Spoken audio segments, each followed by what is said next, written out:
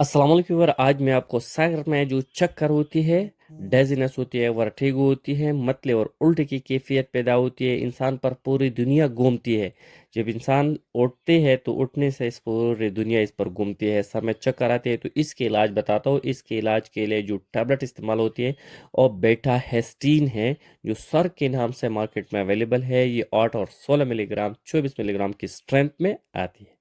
आज मैं आपको इस बीटा हिस्टीन सर टैबलेट पर कंप्लीट रिव्यू दूंगा।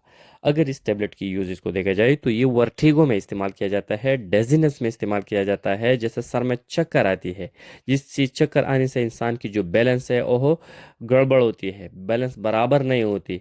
जब इंसान उठते हैं तो पूरी दुनिया इस पर घूमती है। कानों में आवाज़ आती है, घंटने बजने की आवाज़ आती है, कानों में शोर आती है।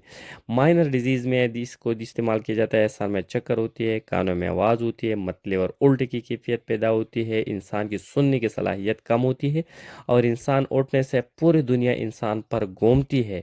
तो इन सारे मसाइल को ठीक करने के लिए आप ए सर टैबलेट जो बीटा हिस्टीन के नाम से है, बीटा हिस्टीन इसकी एक्टिव इंग्रेडिएंट है और मार्केट में डिफरेंट ब्रांड की नेम से आती है, लेकिन सर की इसकी एक पॉपुलर ब्रांड है। इसके इस्तेमाल से आपकी जो मसाइल होती है वो दूर हो जाती है, स्पेशली सर की चक्कर, कानों में आवाज़ आना, शोर आना, मतले और उल्टी की कैफियत पैदा होना और इंसान पर जो पूरी दुनिया घूमती है।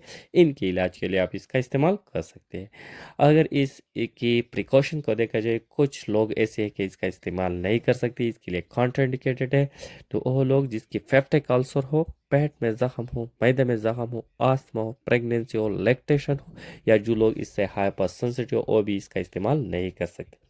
अगर इसकी साइड इफ़ेक्ट को देखा जाए तो थोड़े बहुत साइड इफ़ेक्ट भी हो सकते हैं, क्योंकि हर मेडिसिन की कुछ ना कुछ साइड इफ़ेक्ट होती है। जैसे पेट में दर्द हो सकती है, पेट में गैस हो सकती है, पेट में जलन हो सकती है, सर में दर्द हो सकती है, खारिश भी आ सकते हैं इस टेबलेट से, और नींद की मसाइल भी पैदा कर सकते हैं कुछ लोगों में, लेकिन इतनी ज़्यादा नहीं। अगर डोज को देखा जाए तो ये 8 मिलीग्राम, 16 मिलीग्राम और 24 मिलीग्राम की स्ट्रेंथ में आती है।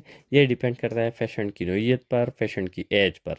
अगर एडल्ट लोग हैं और सेवेरिटी बहुत ज़्यादा है, जो 24 मिलीग्राम बीडी भी दे सकते हैं, लेकिन इसका जो एवरेज डोज है वो 16 मिलीग्राम बीडी इस्तेमाल करना होगा। अगर सेवेरिटी कम है तो 8 मिलीग्राम भी दे सकते हैं।